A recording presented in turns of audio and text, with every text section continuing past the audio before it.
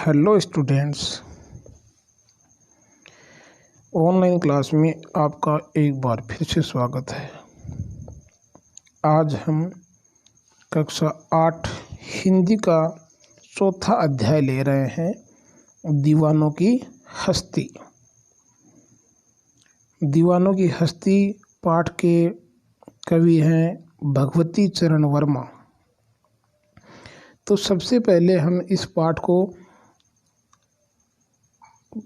पद्यांश wise हम इसको पढ़ेंगे, अर्थात हम प्रत्येक पद्यांश की व्याख्या करते हुए चलेंगे। इस प्रकार हमारा पाठ भी पूरा हो जाएगा, व्याख्या भी हो जाएगी और व्याख्या से संबंधित जो प्रश्नोत्तर है वो भी हम साथ साथ देख लेंगे।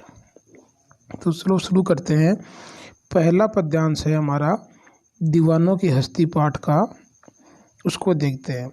हम दीवानों की क्या हस्ती है, आज यहाँ कल वहाँ चले, मस्ती का आलम साथ चला, हम धूल उड़ाते जहाँ चले। आए बनकर उल्लास सभी, अभी आंसू बनकर बह चले अभी, सब कहते ही रह गए, अरे तुम कैसे आए कहाँ चले। तो यहाँ पर दीवाने हैं मस्ती भरा जीवन जीने वाला व्यक्ति, अर्थात स्वाधीनता सेनानी है वो यहाँ दीवाना है। हस्ती सामर्थ्य होता है, मस्ती खुशी, आलम संसार, धूल उड़ाते खुशी मनाते, उल्लास प्रसन्नता। तो हम इसकी सप्रसंग व्याख्या देखिए। प्रस्तुत काव्य पंक्तियाँ हमारी पाठ्य पुस्तक वसंत भाग 3 में संकलित भगवती चरण वर्मा द्वारा रचित दीवानों की हस्ती नामक कविता से ली गई हैं। एक बार दोबारा सुन लीजिए। संदर्भ और प्रसंग क्या है कि प्रस्तुत, संदर्भ में हम लिखेंगे प्रस्तुत काव्य पंक्तियाँ हमारी पाठ्य पुस्तक वसंत भाग 3 में संकलित भगवती चरण वर्मा द्वारा रचित दीवानों की हस्ती नामक कविता से ली गई है। प्रसंग क्या होगा? प्रस्तुत काव्य पंक्तियों में कवि ने भारत की स्वतंत्रता के लिए बलिदान होने की मस्ती में डूबे स्वतंत्रता आंदोलन के सेनानियों की मनोदशा का वर्णन करते हुए बताया है कि वे कभी एक स्थान पर नहीं टिकते और जहाँ भी जाते हैं लोगों में उल्लास और उत्साह भर देते हैं।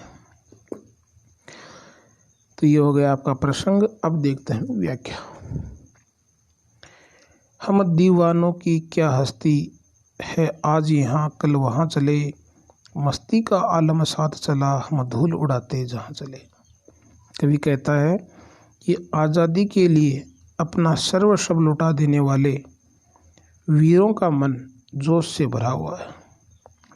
इनके लिए देश की गरिमा सर्वोपरि है, उसके आगे इन्हें अपनी कोई हस्ती दिखाई नहीं देती है। ये आज़ादी के दीवाने हैं।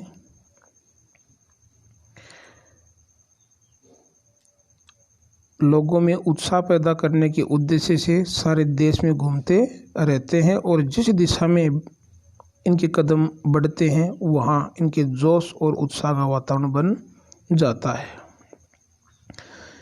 आइए बनकर उल्लास अभी, आंसू बनकर बह चले अभी, सब कहते ही रह गए, अरे तुम कैसे आए कहाँ चले।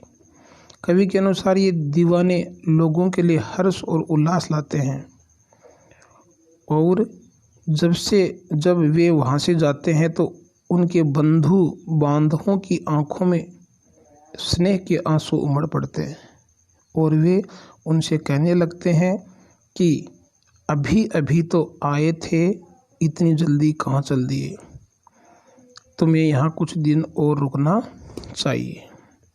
तो ये हमारी इस पद्यांश प्रथम की व्याख्या थी। अब आपको कुछ प्रश्नोत्तर दिए हुए होंगे सिलेबस असाइनमेंट में, वो आपको अपने उत्तर पुस्तिका में लिखने हैं और व्याख्या को ध्यानपूर्वक पढ़कर याद करना है। धन्यवाद।